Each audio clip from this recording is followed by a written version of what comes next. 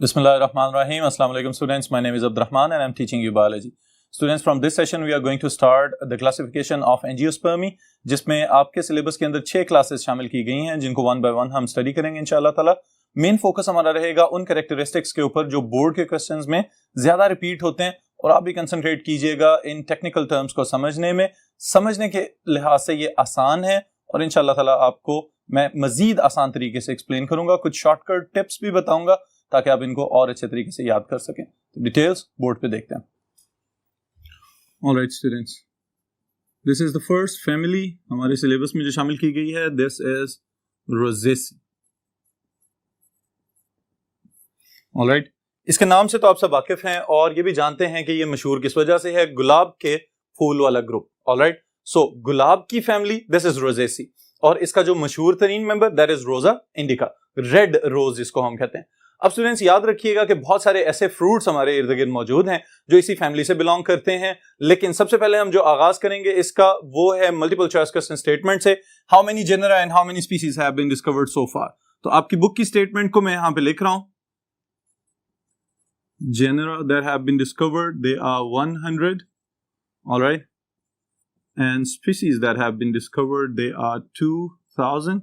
लेकिन इसके साथ ही साथ हमें यह भी पता होना चाहिए कि पाकिस्तान में कितने जेनरा और कितनी स्पीशीज मौजूद हैं। ऑल राइट, इसके लिए हम लिखते हैं इन Pakistan we have almost 29 genera and 213 species. All right students, अब ये जो फिगर्स हमने लिखे हैं ये आपकी बुक के ऊपर दिए गए हैं, लेकिन याद रखिएगा वक्त गुजरने के साथ साथ ऐसा भी पॉसिबल है कि मजीद हाइब्रिड्स बने हों और ये भी पॉसिबल है कि मजीद स्पीशीज डिस्कवर हुई हों। ऑलराइट स्टूडेंट्स, तो ये सबसे पहली चीज है इस फैमिली के अंदर जो आपने याद रखनी है। फिर उसके बाद एमसीक्यूज के लिए अगेन एक और चीज, there are the familiar plants, और फेमिलियर प्लांट्स को याद रखने के लिए एक शॉर्टकट टिप मैं यहां पे बताऊंगा, याद रखिएगा।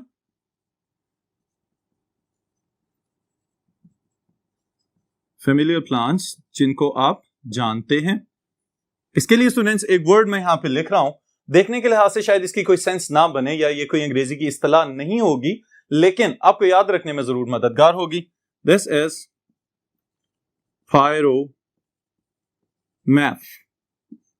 Alright, this is the shortcut tip. और अब जरा देख लें कि ये है क्या। पायरस, रोजा, मेलिस और Fragaria. Alright students, now what is Pyrus? इनके जो जनरल नाम जिनका आपको पता है वो भी हम लिख लेते हैं ताकि आपको अंदाजा हो जाए कि ये क्या है। This is the group of pear, नाशपाती, रोजा, अंडरस्टूड है, रोज, मेलस, आपकी किताब में इसको मेलस लिखा हुआ है, लेकिन याद रखिएगा this is the group of apple जो सेब है, और फिर Fragaria, this is the group of strawberry. Alright students, so these are the familiar plants जिनको आप जानते हैं, यानी ये तमाम पौधे जो फूलदार और फलदार होने के साथ साथ बीज भी प्रोड्यूस करते हैं, these plants they belong to the Rosaceae. Alright students, फिर इसके साथ जो चीज आप याद रखेंगे that is about the vegetative characteristics.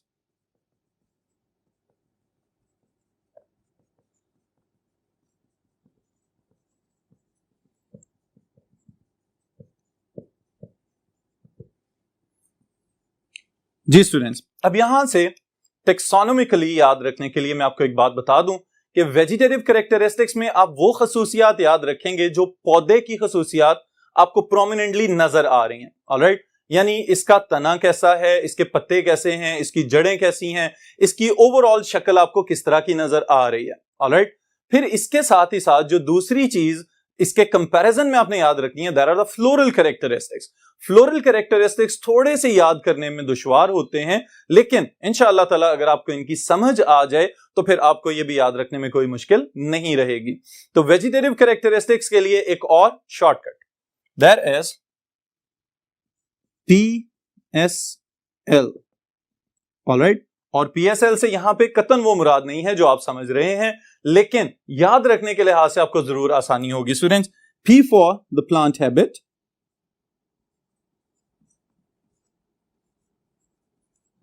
Plant habit से क्या मुराद होती है कि पौधा आपको नजर किस तरह का आ रहा है, इसकी शक्लो शबाहत कैसी है। तो इसके लिए याद रखिएगा trees herbs or shrubs. Alright students, तो दरख्त हो सकते हैं, झाड़ीनुमा पौधे हो सकते हैं और उसके साथ ही साथ ऐसा भी पॉसिबल है कि जड़ी बूटियां हो. तो ये सब के सब फॉर्म्स आपको किसमें नजर आ रही हैं? रोजेसी के मेंबर्स के अंदर. फिर उसके बाद S stands for the stem. Alright, इसके लिए बस एक ही जुमला काफी है. Stem is spiny and shrubs. और इसकी अगर हम तफसील देखें स्टूडेंट्स तो याद रखिएगा, जो गुलाब का पौधा इटसेल्फ है वो झाड़ी नुमा पौधा कहलाता है और उसके स्टेम के ऊपर आपको कांटे भी नजर आते हैं. इसी वजह से ये मुहावरा भी बनाया जाता है कि गुलाब के साथ कांटे भी मौजूद होते हैं. तो ये कांटेदार खसूसियत इसके स्टेम की मॉर्फोलॉजी को रिप्रेजेंट कर रही है यहां पे. फिर उसके बाद L for the leaves. Alright students, पत्ते. अब अगर हम मॉर्फोलॉजी देख रहे होते हैं और उसमें वेजिटेटिव कैरेक्टरिस्टिक्स को रिप्रेजेंट करें तो हमें दो चीजें याद रखनी है कि इसके पत्तों की अरेंजमेंट क्या है और इनके पत्तों का जो लीफ लेमिना है वो किस तरह का है. तो ये बात भी याद रखिएगा. Leaves are alternate, rarely opposite.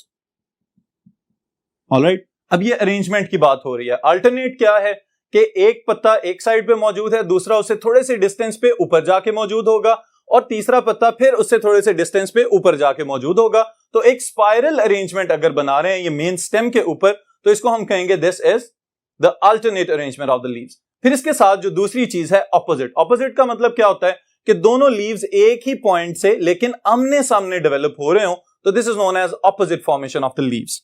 फिर उसके साथ स्टूडेंट्स जो चीज आपने याद रखनी है that is either the leaves are simple or compound. Simple से क्या मुराद है? ऐसा पत्ता जिसका लीफ लैमिना डिवाइडेड नहीं है.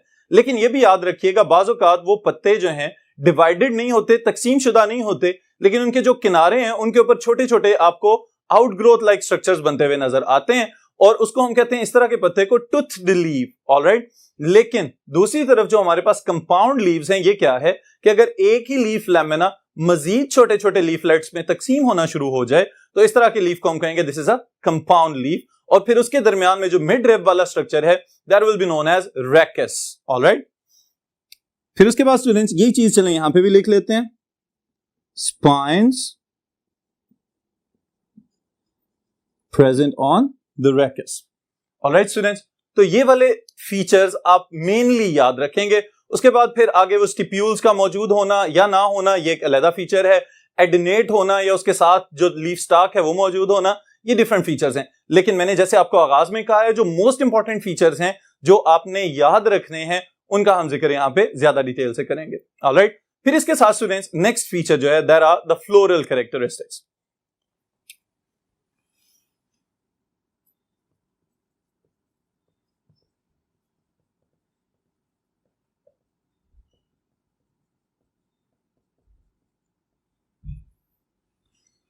जी स्टूडेंट्स, अब फ्लोरल कैरेक्टरिस्टिक्स में याद रखिएगा कि फूल के लिहाज से जो खसूसियात आपने स्टडी करनी है जो कि हर एक ग्रुप ऑफ प्लांट्स को दूसरे ग्रुप से डिस्टिंक्ट बना रही है, यानी हर फैमिली की दूसरे फैमिली से कुछ डिफरेंसेस हैं, इसकी बुनियाद पे हमने इनको क्लासिफाई किया हुआ है. तो पहली चीज जो यहां पे याद रखेंगे दैट इज इनफ्लोरेसेंस.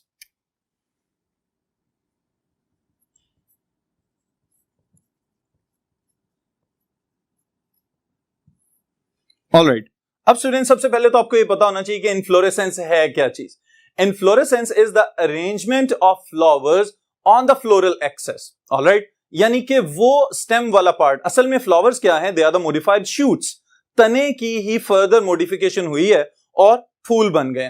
तो ये बात याद रखिएगा कि फूलों की जो अरेंजमेंट है उसको हम कहते हैं इनफ्लोरेसेंस. अब ये इनफ्लोरेसेंस मुख्तलिफ इकसाम की होती है, डिफरेंट ग्रुप्स में डिफरेंट टाइप्स की इनफ्लोरेसेंस ऑब्जर्व की गई है. यहां पे हम स्टडी करेंगे रोजेसी के एतबार से. तो यहां पे भी स्टूडेंट्स इनफ्लोरेसेंस को याद रखने के लिए पहले शॉर्टकट और फिर उसके बाद डिटेल्स. इसके लिए स्टूडेंट्स याद रखिएगा एक वर्ड है that is psoriasis. Alright, again the same thing goes for it कि इसका कोई अंग्रेजी का मतलब शायद ना हो, ये कोई लफ्ज नहीं बन रहा, लेकिन आपके लिए बहुत ज्यादा हेल्पफुल है. ताकि आप इन्फ्लोरेसेंस ऑफ रोजेसी को याद रख सकें। अब स्टूडेंट्स देखते जाइएगा कि ये है क्या असल में। It goes for solitary inflorescence, SO, the first part. Alright, the second one is racemose or racemose inflorescence. और फिर उसके बाद the third one goes for the cymose cluster. Alright, all these three are different types of inflorescences. यानी कि flowers की floral access के ऊपर जो अरेंजमेंट है, जो तरतीब है, उसकी ये इकसाम है। Alright, अब इसमें स्टूडेंट्स याद रखिएगा जो सबसे पहले नंबर पे हमने यहां पे डिस्कस किया है, दैट इज सॉलिटरी। सॉलिटरी का मतलब होता है अकेला, यानी फ्लोरल एक्सिस के टॉप पे एक ही अगर फूल नजर आ रहा है तो दैट इज सॉलिटरी इन्फ्लोरेसेंस। फिर दूसरे नंबर पे हमने लिखा है रेसिमोज। रेसिमोज या रेसमोज का मतलब क्या होता है कि फ्लावर्स जो हैं वो नीचे से लगना शुरू हुए और फ्लोरल एक्सिस की ग्रोथ इनडिटर्मिनेट है। सबसे पुराने फ्लावर सबसे नीचे आपको नजर आएंगे और आहिस्ता आहिस्ता ऊपर ऊपर नए और यंगर फ्लावर्स आपको नजर आना शुरू हो जाएंगे। तो this is known as racemose inflorescence. Alright, लेकिन ये कब होगा? जब इनडिटर्मिनेट ग्रोथ हो फ्लोरल एक्सिस की। दूसरी तरफ हमें जो चीज नजर आ रही है that is cymose cluster. Alright, cymose cluster के अंदर क्या होगा? Determinate growth of the floral axis, और यहां पे जो फ्लावर सबसे पहले ग्रो किया था वो आपको सबसे ऊपर नजर आ रहा होगा, या अगर क्लस्टर की फॉर्म है तो इसका मतलब है आपको मिड में नजर आ रहा होगा। Alright students, so this is the different types of inflorescences present in Rosaceae. उसके बाद जो चीज आपने याद रखनी है that is about the appearance and the fragrance of the flowers. Alright, ये क्या है? Floral feature. इसके लिए स्टूडेंट्स आपको अगेन मैं एक पहले शॉर्टकट बताता हूं, फिर उसके बाद इसकी डिटेल। इसमें स्टूडेंट्स याद रखिएगा एक वर्ड है that is SSC and then BAP। Alright, this is शबाब। अगर हम इसको अरबी तलफ्फुज में लेके जाएं तो शबाब, और शबाब का मतलब क्या है? यूथ, नौजवान। अब स्टूडेंट्स आपने याद इसको किस तरह से रखना है, देखें। सबसे पहले नंबर पे है S, that is for the showy. Showy का मतलब prominent, alright, conspicuous. Then SC for the scented, खुशबूदार होते हैं। Then is bisexual. बाइसेक्सुअल से क्या मुराद है कि एक ही फ्लावर के ऊपर मेल रिप्रोडक्टिव स्ट्रक्चर्स भी मौजूद हैं और फीमेल रिप्रोडक्टिव स्ट्रक्चर्स भी मौजूद हैं, और ये कहां पे होंगे? गेमिटोफाइट्स की फॉर्म में। फिर उसके बाद स्टूडेंट्स जो चीज आप याद रखेंगे that is actinomorphic. Actinomorphic represents the symmetry of the flower. Alright, इसके लिए मोस्टली दो इकसाम यूज की जाती हैं। स्टूडेंट्स याद रखिएगा मुख्तलिफ फूलों में जो आपको स्टडी करने को मिलेंगी, एक्टिनोमॉर्फिक या जाइगोमॉर्फिक। ऑलराइट, जो एक्टिनोमॉर्फिक है इसका मतलब क्या है कि this is radially symmetrical. Radially symmetrical कि अगर इसको किसी भी प्लेन से काटा जाए तो ये दो बराबर हिस्सों में तकसीम हो जाए। लेकिन जाइगोमॉर्फिक का मतलब ये होगा कि दैट इज बायलेटरली सिमेट्रिकल। इसको किसी एक ही प्लेन से काटा जाएगा तो वो फ्लावर दो बराबर हिस्सों में डिवाइड हो जाएगा। ऑलराइट, फिर उसके बाद स्टूडेंट्स जो चीज आप नेक्स्ट याद रखने वाले हैं that is for the P, and P goes for perigynous. Alright students, अब ये जो पेरीगाइनस की टर्म है ये भी याद रखिएगा, असल में ये एक कंपैरेटिव टर्म डेवलप की गई है कि फ्लोरल स्ट्रक्चर्स जो नजर आ रहे हैं आपको, यानी सेपल्स और पेटल्स और स्टेमन्स वगैरह, उनका क्या ताल्लुक है gyny from the ovary, from the carpel, the female reproductive structures. Alright, इनके साथ क्या कंपैरिजन है? तो यहां पे बेसिकली ये देखा जाता है कि अगर कोई फ्लोरल स्ट्रक्चर्स वाला फूल ऐसा हो कि उसके जो फ्लोरल स्ट्रक्चर्स हैं वो ओवरी या कार्पल से नीचे हैं तो उसको हम कहेंगे दैट इज हाइपोगाइनस। ऑलराइट, फिर इसी तरह अगर उससे ऊपर है तो उसको कहेंगे एपीगाइनस। तो इसका मतलब है पेरीगाइनस कहां पे है? जहां पे सारे सेम प्लेन पे, सेम लेवल पे मौजूद होंगे, उस तरह के स्ट्रक्चर को हम कहेंगे that is perigynous flower. Alright students, फिर इसके साथ ही साथ जो मोस्ट इंपॉर्टेंट पार्ट होता है किसी भी फ्लावर का, जो आप लोग फ्लोरल फॉर्मूलाज की फॉर्म में याद रखते हैं फॉर योर प्रैक्टिकल्स, उसको याद रखने के लिए भी एक फ्रेज मैं आपको बता रहा हूं यहां पे, that is king Campbell is an arrogant guy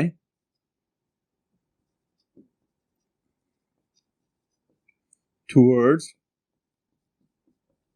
people.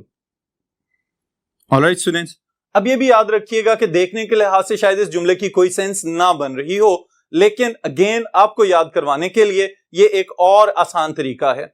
इसमें स्टूडेंट्स याद रखें कि असल में हम किसी भी फ्लावर के जब स्ट्रक्चर्स या उसके पार्ट्स की बात करते हैं तो हमें पता होना चाहिए कैलिक्स,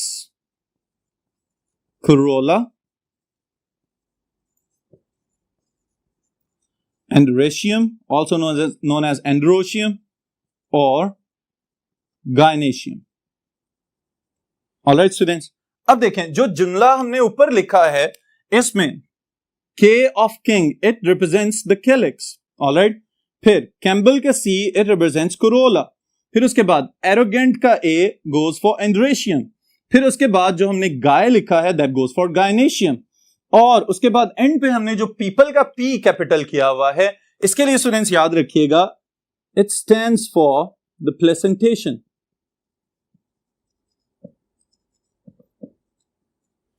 ऑलराइट, और इसको हम P से रिप्रेजेंट कर रहे हैं यहां पे।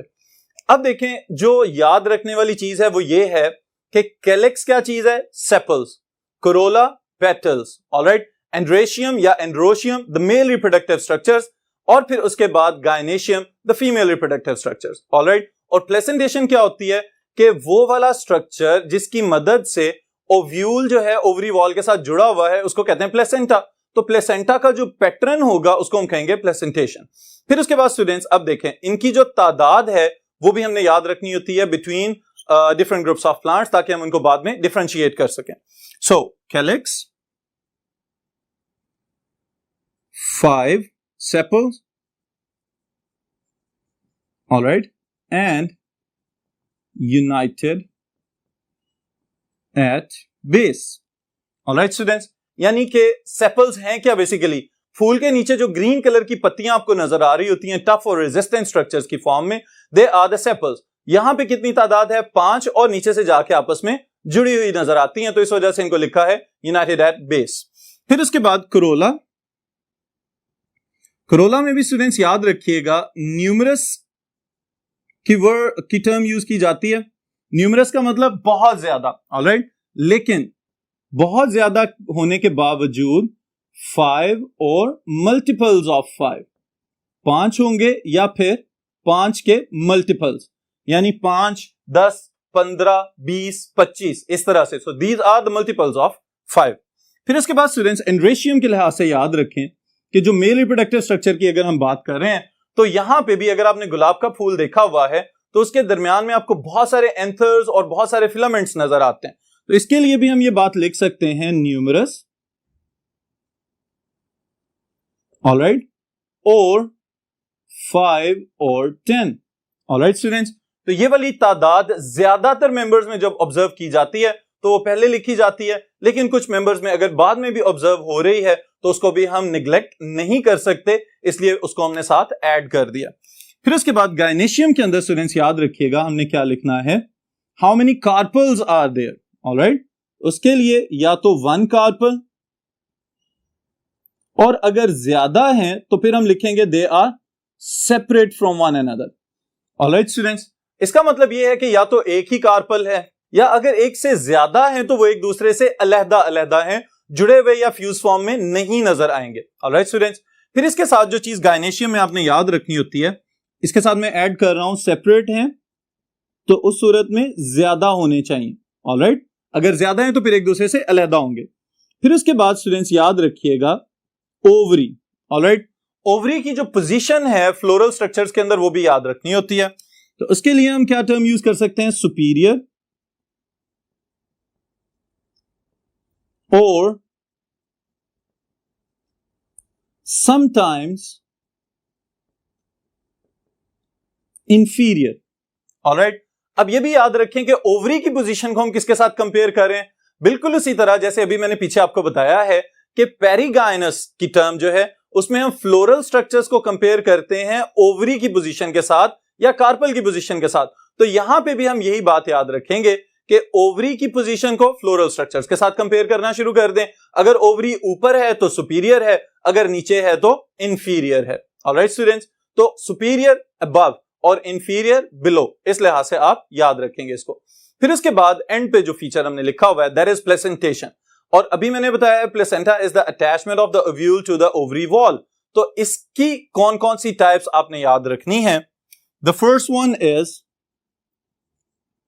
Basal,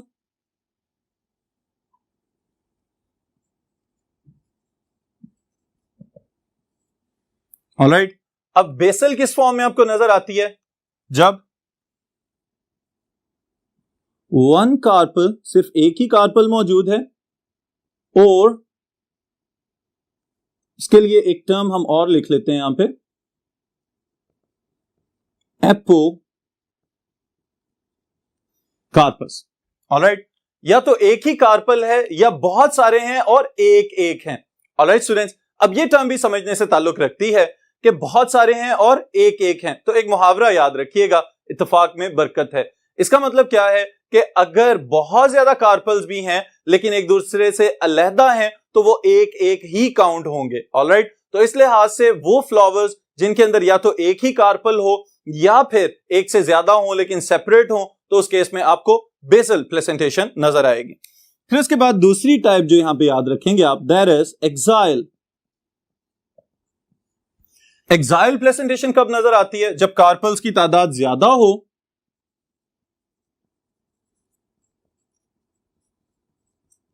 alright. और इसके लिए स्टूडेंट्स एक टर्म याद रखिएगा, सिनकार्पस। सिनकार्पस का मतलब क्या है? Fused carpels, alright. जैसे हम कहते हैं कि सिंक्रोनाइज कर लिया जाए किसी चीज के साथ, तो ये जो सिंक हो जाने वाली चीज है असल में इसका मतलब क्या है? फ्यूज हो जाना, मिल जाना या एक जैसे हो जाना, ऑलराइट स्टूडेंट्स। तो ये डिफरेंट टाइप्स की आपको प्लेसेंटेशंस नजर आ सकती हैं in different members of Rosaceae. फिर इसके बाद स्टूडेंट्स जो नेक्स्ट चीज आपने याद रखनी है that is the economic importance और commercial importance of different members of Rosaceae. तो इसको भी हम अभी डिटेल से देखते हैं, वो वाला पोर्शन जो आपने एमसीक्यूज के लिए, शॉर्ट क्वेश्चंस के लिए याद रखना है। स्पेशली इकोनॉमिक इंपॉर्टेंस जो है लॉन्ग क्वेश्चन में भी पूछी जाती है। तो इन सब स्टेप्स को अब वन बाय वन नोट करें और फिर उसके बाद एक्सप्लेन कीजिएगा, तो ये आपका लॉन्ग क्वेश्चन बन जाएगा।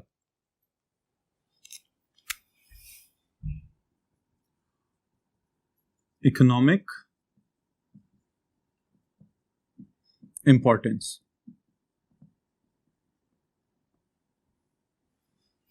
Alright students. अब सबसे पहले तो ये याद रखेंगे, एक डिफरेंस आपने याद रखना है इकोनॉमिक और इकोलॉजिकल इंपॉर्टेंस का, ऑलराइट। इकोलॉजिकल इंपॉर्टेंस किसी भी लिविंग ऑर्गेनिज्म की वो होती है कि जब वो अपने एनवायरनमेंट के लिए या पूरे प्लेनेट के लिए किसी ना किसी सूरत में फायदामंद है, वो उसकी इकोलॉजिकल इंपॉर्टेंस कहलाएगी, माहौलियाती अहमियत। दूसरी तरफ क्या है इकोनॉमिक इंपॉर्टेंस? किसी भी लिविंग ऑर्गेनिज्म की मुआशी अहमियत जो होती है, जिससे हमें ह्यूमंस को बेनिफिट पहुंच रहा हो, that is known as economic importance और commercial importance.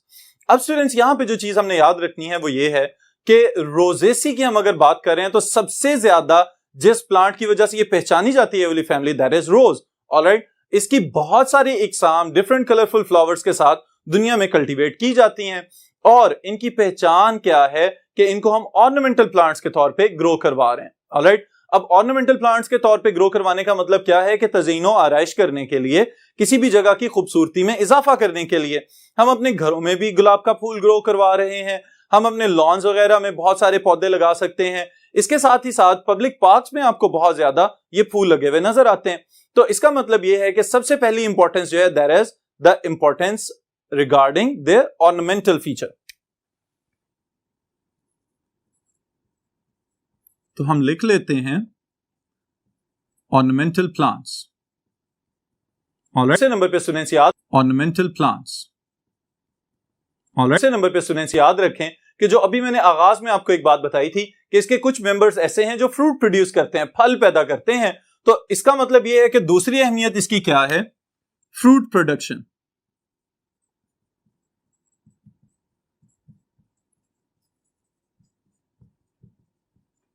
Alright students.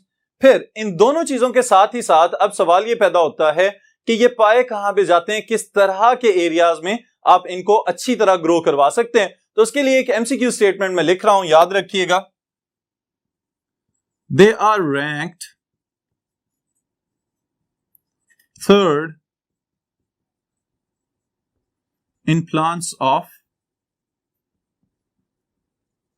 Temperate zone, alright students. इसका क्या मतलब है कि जमीन के ऊपर दुनिया के वो वाले एरियाज जहां पे आबोहवा मोतदल है, ऑलराइट, ना बहुत शदीद गर्मी हो ना बहुत शदीद सर्दी हो, इस तरह के एरियाज में आप इन पौधों को ग्रो कर सकते हैं। ऑलराइट स्टूडेंट्स, तो एक तो ये बात होगी। फिर उसके साथ ही साथ जो अहम बात आपने याद रखनी है एमसीक्यूज के लिए, जो फर्दर आपकी बुक में डिस्कस की गई है, that is about Crataegus. Alright, इसको समटाइम्स हॉथॉर्न वुड भी कहा जाता है, ऑलराइट, या फिर हॉथॉर्न प्लांट भी कहा जाता है। और इसकी इंपॉर्टेंस क्या है? It provides excellent walking sticks. Alright students, लकड़ी का भी एक अहम जरिया हो सकता है। और उसके साथ ही साथ याद रखिएगा, जो हाथ में पकड़ने वाली छड़ी होती है वो बनाने के लिए इसकी लकड़ी बहुत ज्यादा पायदार और मजबूत समझी जाती है। फिर इसके साथ जो दूसरा फीचर, जो दूसरा प्लांट यहां पे डिस्कस किया गया है, दैट इज पायरस फेस्टिया। और इसकी सिग्निफिकेंस स्टूडेंट्स आमतौर पे आदत के एतबार से तो कोई बहुत अच्छी नहीं है, लेकिन बहुत ही क्लासी किस्म के टोबैको पाइप्स इसकी लकड़ी से बनाए जाते हैं, जो देखने में बड़े खूबसूरत होते हैं और रेजिस्टेंट होते हैं against high temperature. So important for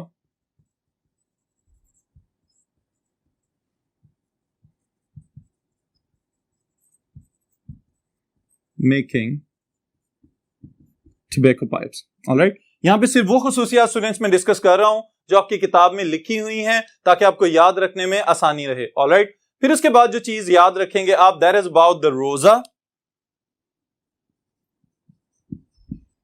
genus का नाम है मोस्ट कल्टिवेटेड जीनस।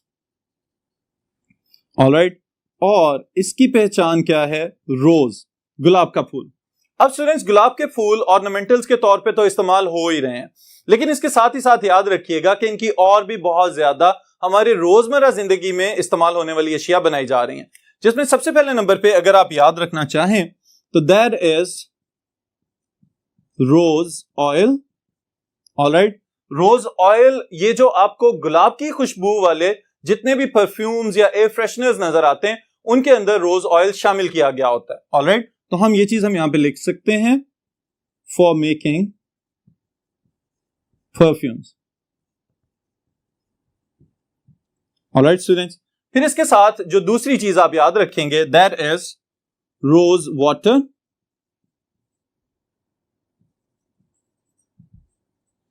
अब there is a difference between rose oil and rose water. Alright, oil जो है वो ऑयल एक्सट्रैक्टेड फॉर्म में आपको नजर आएगा, लेकिन जो वाटर है ये खाली पत्तियों को या फूलों को डिस्टिल करने के बाद जो एक्सट्रैक्ट मिलता है फ्यूम्स की फॉर्म में, उसको दोबारा से कंडेंस कर लिया जाए तो वो रोज वाटर कहलाता है। और ये जो रोज वाटर है स्टूडेंट्स, असल में हम आम जिंदगी में इसको क्या कहते हैं? अर्के गुलाब। ऑलराइट, अब ये भी याद रखिएगा कि अर्के गुलाब जो है ये हमारे इर्द गिर्द बहुत सारी जगहों पे इस्तेमाल हो रहा है, लेकिन चंद इस्तेमाल इसके मैं आपको बताता हूं। सबसे पहले नंबर पे तो स्टूडेंट्स जो आय की एलर्जीज वगैरह हैं या सिंपल इन्फेक्शंस वगैरह हैं, या इवन के आप साफ सुथरी रखना चाहें अपनी आंखें, तो उस सूरत में भी इसके ड्रॉप्स को आंखों में डाला जा सकता है। तो सबसे पहले नंबर पे तो इसकी इफेक्टिवनेस यहां पे नजर आ रही है। फिर उसके साथ ही साथ स्पेशली गर्ल्स के लिए इसको आप लोग कॉटन के साथ इस्तेमाल करें अगर स्किन के ऊपर, तो ये स्किन टोनर के तौर पे या उसके साथ ही साथ क्लींजर के तौर पे भी इस्तेमाल किया जा सकता है, जिसकी मदद से ना सिर्फ स्किन साफ हो जाती है बल्कि उसके साथ ही साथ स्किन पहले से ज्यादा फ्रेश भी हो सकती है। और फिर लड़कों के लिए भी इसका एक इस्तेमाल है कि वो लड़के स्पेशली जो शेव कर रहे हैं तो वो इसको आफ्टर शेव के तौर पे इस्तेमाल कर सकते हैं। उसके साथ ही साथ स्टूडेंट्स, आप अपने घरों में अर्के गुलाब को मजीद पानी के साथ मिक्स करके डाइल्यूट करके तो एयर फ्रेशनर के तौर पे भी इस्तेमाल कर सकते हैं। Alright, the next feature is gulkand. Alright, ये प्रोडक्ट है बेसिकली, और इसको अगर आसान तरीन अल्फाज में हम लिखना चाहें तो हम कह सकते हैं this is rose petal jam. गुलाब की पत्तियों और चीनी का मिक्सचर बना के कुछ अरसे के लिए इसको रखा जाता है और उसके बाद ये एक पेस्ट नुमा सी अपीयरेंस इसकी नजर आती है। अब स्टूडेंट्स याद रखिएगा, बेसिकली गुलकंद जो है ये दो मुख्तलिफ जुबानों के दो अल्फाज हैं जो मिक्स होके एक टर्म आपको बनी हुई नजर आती है। गुल फारसी का लफ्ज है जिसका मतलब है फूल, और कंद बेसिकली जो कंद की टर्म हम यूज करें, दिस इज कंद, और इसका मतलब क्या है? स्वीट, ऑलराइट, मीठा। तो ये मीठी सी एक पेस्ट बन जाती है। स्पेशली अगर आपने पान खाया हुआ है तो उसके अंदर ये पेस्ट शामिल की जाती है खुशबू वगैरह के लिए, और आपके मुंह के अंदर जो ठंडक का एहसास होता है इसको खाने के बाद, वो बेसिकली गुलकंद की वजह से होता है।